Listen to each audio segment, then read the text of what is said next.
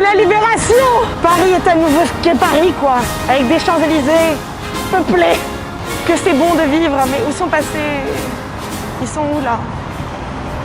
Je vais me mettre là. Moi, je suis en manque de câlins. Je suis en manque de contact physique. Qui va venir faire des bisous? Qui va faire des bisous? En fait, ça ne change pas grand-chose avec avant. C'est juste que maintenant, ils ont des raisons. C'est ça l'histoire. C'est la liberté! Puisqu'il faut choisir un mot dont je peux le dire, sans contrefaçon, je suis un garçon. Roll up in the club and shit. All eyes on me.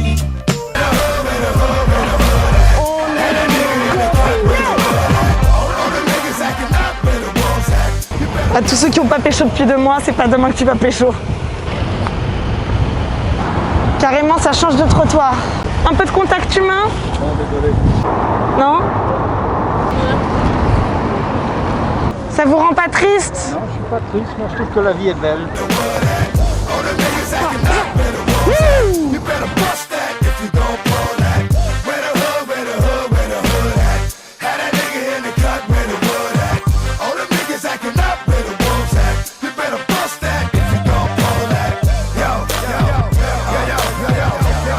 Persuadée que le jour du déconfinement, on allait sortir, se mettre tous tout nus, faire l'amour avec tout le monde, que ça allait être une sorte de techno-parade géante, de gay pride géant. Et en fait, pas du tout, là. C'est horrible. Il a fallu en arriver là pour les remercier. Ces héros du quotidien qui sans compter sacrifient leur vie au nom de notre santé. J'en peux plus. Enfin, on est bien à la maison, hein. Yes, il y a le Miu Miu qui est arrivé. Bon, alors moi, je vous explique, c'est hyper simple. Je suis assistante médicale du docteur Cohen, qui est dentiste, et j'ai toujours su qu'un jour, ça allait faire de moi une star. Regardez tous les cadeaux qu'on me donne. Avec cette crise du coronavirus, il y a une sorte de voile qui s'est levé, et la vérité est apparue de façon absolument absolue. Qui sont les plus compétents? Les médecins. C'est pour ça que, suite à cette crise, je me présente à la présidence de la République. Vive la médecine, vive la France. De rien, de rien. Non mais il y a un manque de respect quand même. Depuis que je suis un peu une star de la santé, quoi, je me sens un peu pousser des ailes. On m'applaudit quand je passe. De rien, de rien, de rien. Hein. Non, il y a 2 choses dans le masque. 1, t'es confronté à ta propre haleine. Et 2, enfin, quand t'as un grand nez, t'as toujours un grand nez, quoi. Ça... De rien. Vous pouvez m'applaudir un petit peu?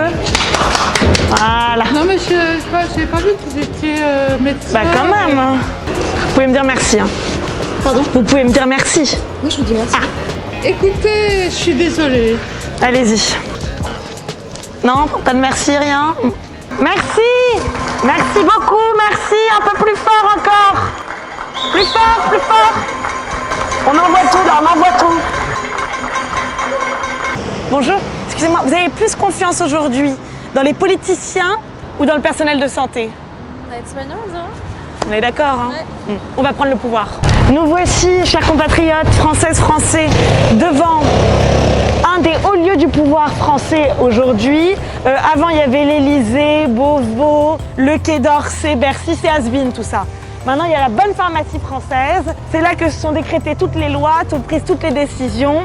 Bonjour, bonjour chers collègues. Alors c'est dans cette pharmacie qu'a été décrété notamment que les masques étaient inutiles. Alors que c'est la pharmacie d'en face qui nous a dit que les masques étaient en fait utiles, ils ont gagné cette petite victoire. Donc là on a le futur ministre de l'économie et là on a le futur ministre de la culture. Vous avez plus confiance dans les médecins ou dans les politiciens, dans les hommes politiques? Médecin. Médecin. Tout à fait. Très bien, votez pour moi. On se lave les mains. On met son masque. Il n'y a qu'une seule chose dans ce pays autoritaire de la santé. Hygiène, hygiène, hygiène. Hein, en même temps, ça faisait beaucoup trop longtemps que les Français ne se lavaient pas. Il fallait bien un truc de force, quoi. Dans un instant avec Sibeth Ndiaye, la porte-parole du gouvernement. Elle répondra à toutes les questions que l'on se pose. On a l'antenne ? Bonjour. Je suis la porte-parole du gouvernement, Sybille Nguyen. Je viens aujourd'hui pour répondre à vos questions et aussi pour prendre quelques idées pour aider le gouvernement qui est un peu à la ramasse, mais ça c'est du off, ça c'est du off. Les principes du gouvernement sont clairs, c'est 5C, 5C monsieur, clarté, cohérence, compétence, chaos, confusion. Avant tout le coronavirus, dans 80%, qu'est-ce que c'est? C'est un petit rhume. Un petit rhume avec le nez un peu pris, les yeux qui piquent légèrement. On va pas en faire une histoire d'état non plus. On se calme, plus tard pour la boîte à idées, mademoiselle. C'est extrêmement simple et extrêmement cohérent ce que j'ai à vous dire là. Vous m'entendez? Ça c'est la politique, comme je l'aime, vous voyez. Je m'occupe du porte-parole du gouvernement. Je voulais savoir si vous aviez peut-être des idées à nous proposer. On est un peu à court en ce moment. Si vous avez une idée de ce qu'on pourrait dire peut-être pour la distanciation dans les écoles primaires. Je viens à la recherche de toute idée. De certains quartiers de photocopieuses. Ah ouais, non. Vous n'avez pas ça par hasard dans vos cartons? Non. Je suis là pour répondre à toutes les questions des Français, leur apporter des réponses claires et précises. Je sais tout, absolument tout. Alors sur la question des masques, je vous vois venir sur la question des masques. Les masques sont obligatoires mais ne servent à rien, d'accord? Ça c'est important. Les masques ne servent à rien. N'achetez pas des masques dans les officines de pharmacie car cela ne sert à rien. Est-ce que vous auriez des idées à proposer au gouvernement, là, qui est un petit peu à la ramasse en ce moment? L'ouverture des plages, c'est quand même le principal. Alors, oui. Alors, quand ça? Une date? N'importe quelle date? Le 2 juin. C'est enregistré. Oui, non, mais comme protocole, vous donneriez quoi comme idée? Faut aider le gouvernement, là, vous savez, on est un petit peu à la ramasse, faut nous aider. Ouais, c'est clair.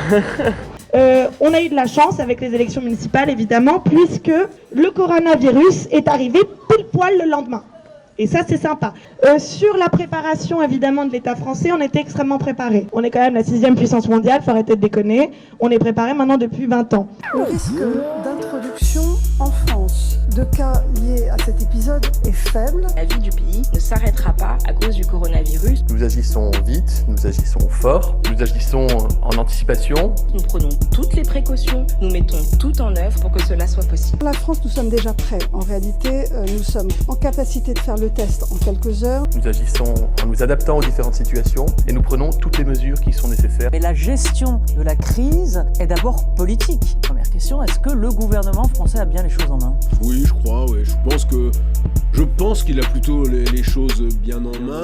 Le déconfinement, alors je sais, on est là, le déconfinement, moi j'ai des réponses encore claires. Le déconfinement aura lieu le 26 mai. Le déconfinement aura lieu le 32 avril. Le déconfinement aura lieu le 1er avril. Alors pourquoi? Pourquoi cette date choisie? Évidemment parce que c'est le jour de mon anniversaire. Ah, ça, c'est les masques de la mairie de Paris? Vous êtes allé les chercher? En pharmacie, là, à l'instant, et bon, je me demande vraiment si ça ou rien, c'est la même chose. Sur la santé, par exemple? Sur la santé, écoutez, moi, franchement, je trouve qu'ils ont fait ce qu'ils pouvaient, parce qu'ils ont quand même été pris de court. On peut peut-être communiquer sur la peur de la deuxième vague, vous en pensez quoi? Oui. Ça, c'est à mettre communication sur la peur de la deuxième vague à fond. Grosse psychose, Emmanuel, grosse psychose. Quoi d'autre? Tous les gens qui critiquent et qui maintenant veulent porter plainte pour ceci, pour cela, c'est mieux de balayer devant leur porte. Je trouve qu'il y en a qui feraient pas mal de fermer leur gueule. Moi, je dirais ça de manière générale. Sur les enfants sont des porteurs sains. Donc éloignez-vous des enfants, c'est pour cela que vous devrez les garder chez vous. Donc voilà, c'était vraiment pour apporter des réponses claires et simples. C'est la fin de la conférence de presse. Merci. Une épidémie mondiale. Suis-je atteint? Les morts à l'hôpital. Coronavirus, le Covid fait des ravages. Positif, hospitalisé ici. Entre la vie et la mort. Coronavirus. Dans des zones dites à risque. 41 décès. À Wuhan, décédé dans la nuit. De pneumonie, à l'isolement. La chloroquine a développé le virus. Premier jour de déconfinement et comme vous pouvez le voir, la population cède à la panique. La peur est partout, la peur évidemment d'être contaminé par le virus mortel, la peur de mourir, la peur de finir dans un EHPAD à 30 ans. Grâce à BFM, vous avez des informations en continu et on me dit dans l'oreillette 320. 320, c'est le nombre de morts aujourd'hui, un chiffre que tout le monde connaît parce que ça met en forme, et ça permet d'aller bien. Bonjour madame, vous êtes en direct sur BFM. Bonjour. Vous avez peur? Non, pas du tout. Vous avez peur? Non, pourquoi que j'aurais peur? Mettez bien le truc là-haut sur le nez. Rentrez chez vous, Oui, là. Barricadez-vous. C'est ce que je fais. Vous n'avez pas peur du tout? Un peu quand on fait des cours. Un peu ou un peu beaucoup? Ça m'arrangerait si vous dites beaucoup. Allez, beaucoup. Vous pouvez remettre votre masque, s'il vous plaît, jeune homme? Oh là là. Dites-le, je crève de trouille, Non. Eh bien écoutez, on a peur de reprendre les cours en juin. Ça fait très très peur. C'est incroyable, cette femme n'a pas eu peur, cette femme n'a pas eu peur du corona. On a peur de pas avoir d'été, vous imaginez? Bon, très bien, écoutez, moi je dois y aller. Je voulais savoir si vous avez peur. Non, pas du tout. Pas du tout. Merci. Ça m'intéresse pas, moi je cherche que des personnes qui ont peur. Ah oui, non. C'est pour alimenter les médias. Qu'est-ce que vous avez pensé de la façon dont a été traité le coronavirus dans les médias pendant ce moment? Hyper anxiogène. Ça foutait la trouille? Un peu. Qu'est-ce que vous pensez des infos? Oh, vous savez, je préfère pas écouter parce que des fois ils disent toujours la même chose. En regardant les médias, quel était votre sentiment? Je vous trouvais que vous étiez un peu anxiogène, effectivement. Nous, anxiogènes? Alors nous, ça faisait depuis belle lurette qu'on avait quand même averti l'ensemble des gouvernements sur les risques d'une pandémie mondiale. Qu'est-ce qui s'est passé d'un point de vue gouvernemental? Pourquoi ce manque de préparation? Ça ne nous regarde pas. On a tous des provisions considérables de masques aujourd'hui. On n'a pas été foutus de nous dire, les experts justement, à quel moment il fallait les mettre ou ne pas les mettre. Qu'est-ce qu'on fait de ces masques? Les masques, ils sont un stock de précautions, excusez-moi si ce mot devient un gros mot ici, et destiné à toutes sortes de pandémies. Ça, c'était prévisible? Bien sûr, c'était prévisible. D'ailleurs, ça avait été prévu. On avait des stocks de masques. Car le coronavirus et l'épidémie de Covid-19 ont révélé des failles importantes du système de soins français. Aurait-il suffi de dépenser des centaines de millions d'euros pour se protéger d'un risque théorique, une pandémie telle que celle que nous vivons? Le nouveau rapport de la CIA, comment sera le monde demain? Si une maladie pandémique se déclare, ce sera sans doute dans une zone à forte densité de population, de grande proximité entre humains et animaux. Ça nous amène à une société qui ne consacre pas assez de moyens à sa santé, à la vie au sens large, ne serait-ce qu'à l'hygiène, puisque tout ça commence par un problème d'hygiène dans un marché de gros. Today, the greatest risk of global catastrophe doesn't look like this. Instead, it looks like this. If anything kills over 10 million people in the next few decades, it's most likely to be a highly infectious virus. But we've actually invested very little in a system to stop an epidemic. We're not ready for the next epidemic.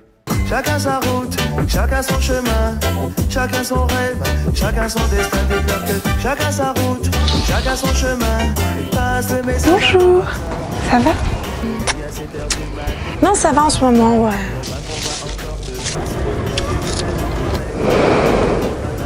Je veux pas déconfiner.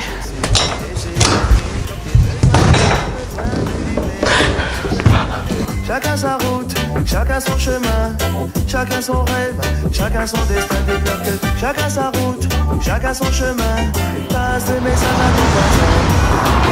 Il y a 7 heures du mat, t'es déjà en retard.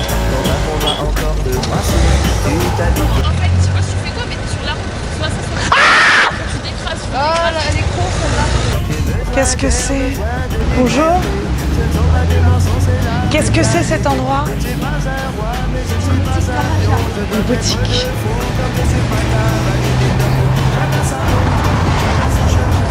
Regarde comme il fait beau dehors, c'est l'heure pour aller jouer. C'est un enchantement.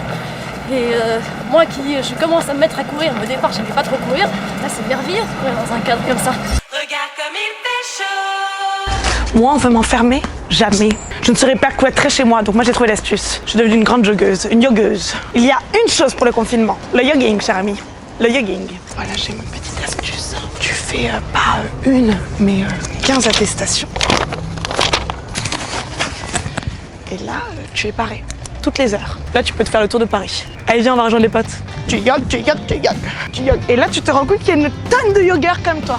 Qui veut des fausses attestations? Quelle heure il est là? Vous voulez une fausse attestation?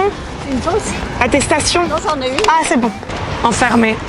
Comme un chien. Oui, comme un chien, à prison. Ouais. Vous savez qu'on devient fou. Ah, on devient totalement fou là. On peut même pas partir en voyage. On peut plus rien faire. En vacances, on peut plus rien faire. Bah, vous avez pris un chien, vous? Heureusement que je t'ai, tu sais. Le jogging et les chiens sauveront l'humanité. Et alors, dans mon quartier, j'ai vu plein de nouveaux chiens, bizarrement. Hein? Bizarrement. Le président, il a annoncé confinement, bam, je suis allée acheter un yinche. Parce qu'il y en a là-dedans. Je l'ai acheté, comme on s'achète une petite paire de chaussures, tu vois. Ça sent pas très bon, mais c'est fort utile. Jean-Christophe nous écrit que certains de ses voisins ne respectent absolument pas les consignes de confinement. Est-ce qu'il doit signaler ses faits, ses attitudes à la police?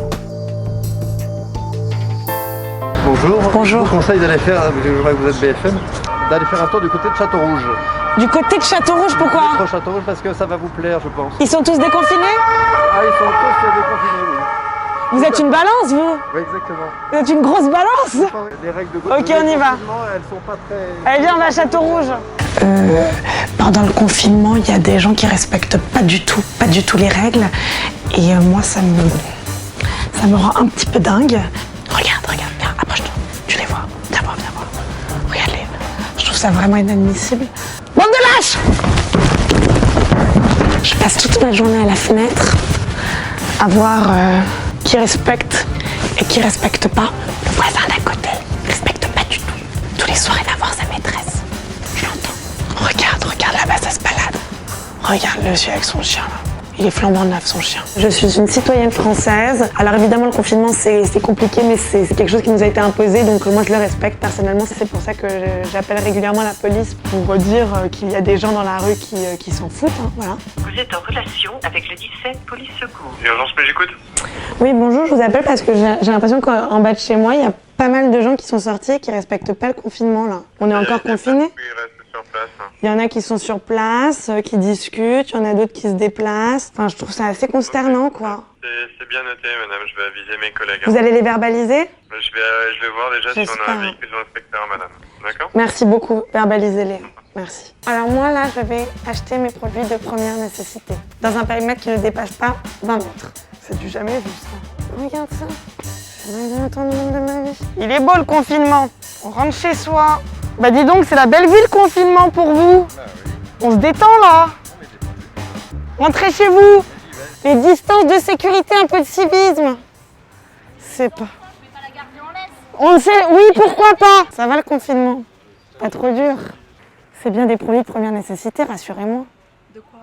Bah vos petites emplettes. Bah c'est mon casque de vélo. Ah, ça va. Alors là, moi je vous dis, ce n'est que la première nécessité. La farine. Vous savez où est la farine? Non, me dites pas, je l'ai trouvé avant vous. Je l'ai trouvé. Merci.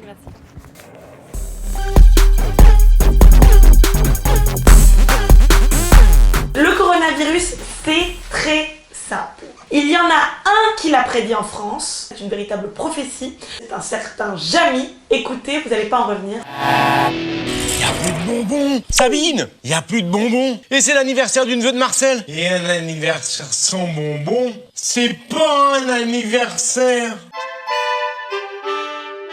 Si vous analysez cette phrase, vous vous rendrez compte très facilement de son sens caché. Qu'est-ce qu'il y a derrière ce fameux coronavirus? Un complot. Le corona, je pense qu'il a été créé de base en synthèse en laboratoire et qu'à un moment ça a dérapé. Bizarrement, les multinationales qui avaient besoin de plus d'argent et de liquider un peu de vieux et de parasites entre guillemets de la société qui pour eux ne sert à rien, ça a fait le taf quoi. Ça a détruit les faibles. Pour moi, t'as vu, ils ont fait ça genre pour faire du tri sur la planète. Et c'est une bonne raison pour moi, je pense, pour nous dire dans quelques temps que si on est pauvre, c'est pas de leur faute, mais de la faute du virus. Vu qu'il y a trop de monde et tout, surpopulation. Pour moi, ils ont fait une sorte de virus pour faire le tri. Pour eux, les faibles, ils servent pas à grand chose. Alors c'est qui eux? Pour ceux qui sont au-dessus. Alors c'est qui? Qui est-ce qu'il y a au-dessus selon toi? Les grosses têtes. Ceux qui sont en costard. Mais je pense qu'il y a certaines personnes qui veulent se servir justement de ce coronavirus. Je pense qu'on n'a pas pris les mesures nécessaires parce que justement il y avait des soins à se faire. Est-ce que tu as confiance dans les autorités, dans le gouvernement? Non. Pas du tout. Pas du tout. Non. L'État nous ment. Ouais, pour moi c'est ça. Alors nous on se retrouve la semaine prochaine avec un épisode extrêmement charnière. Je vais vous démontrer en 3 points comment Donald Trump est en réalité un Vietnamien bronzé. Livraison, hôpital Bichat, le lundi 6. Voilà. On vous remercie beaucoup. Salut les loulous, ça va? Bon, je sais ce que vous dites, je suis trop belle ce matin, c'est normal, c'est le confinement, ça me fait un teint de rêve. Alors aujourd'hui, qu'est-ce qu'on fait les loulous? On remercie le personnel soignant. Pour ça, j'ai concocté un petit gâteau au chocolat, moelleux au chocolat, avec la recette évidemment de Cyril Lignac. Cyril Lignac, tu m'entends? Je t'aime mon amour. Vous allez voir, c'est excellent. T'as pas enlevé les trucs, on est en live là. Pour le truc, vous allez voir, ça sort du four encore un petit peu. On n'oublie pas de remercier bien le personnel soignant tous les soirs à 20h. On reste positif, n'oubliez pas. Quoi, mon t-shirt blanc, c'est sponsorisé Uniqlo. Et là, qu'est-ce qui sort tout droit du four? Je vous montre. Hop, le live. Un beau gâteau au chocolat pour les soignants. Les loulous, je vous laisse. Mais on se retrouve pour un live d'ici 1 heure. Salut mes petits loulous. Bon bah oui, c'est le déconfinement, mais c'est pas pour autant qu'il faut vraiment oublier tout ce qu'on a appris pendant le confinement. Et les vertus du confinement, c'est quoi? Se recentrer sur soi, d'arrêter tout ce qui est frénésie de consommation. N'oubliez pas, avec le code MarieSaintFiltre20, vous aurez moins 20% sur les masques importés de Chine, faits par les petits enfants, là vous savez, de 3-4 ans expatriés. Moi ce que j'adore, c'est la nature. Oh là là, la nature, surtout quand c'est à la grande épicerie du bon marché. Bon, c'est très sympa, mais moi chez Zara là. Pardon, il y a urgence. Qu'est-ce qu'on n'est pas obligé de dire comme connerie là? Pardon, j'ai du flouze à dépenser. Regarde, sans l'air qui sort du pot d'échappement. Ça nous avait manqué ça. Oh là là. Les gens sont lents depuis le confinement. Les vertus du confinement, non mais je te jure. Qu'est-ce qu'on dit pas pour gratter du follower? Pardon. On s'en va. Ah.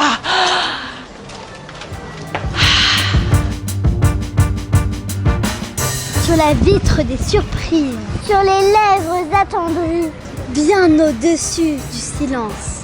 J'écris ton nom. J'écris ton nom. J'écris ton nom. J'écris ton nom. J'écris ton nom. J'écris ton nom. Sur la santé revenue, sur le risque disparu, sur l'espoir sans souvenir. J'écris ton nom. Et par le pouvoir d'un mot, je recommence ma vie, j'écris ton nom. Je suis née pour te connaître, pour te nommer Liberté. Liberté. Liberté. Liberté. Liberté. Et moi Non, pas toi.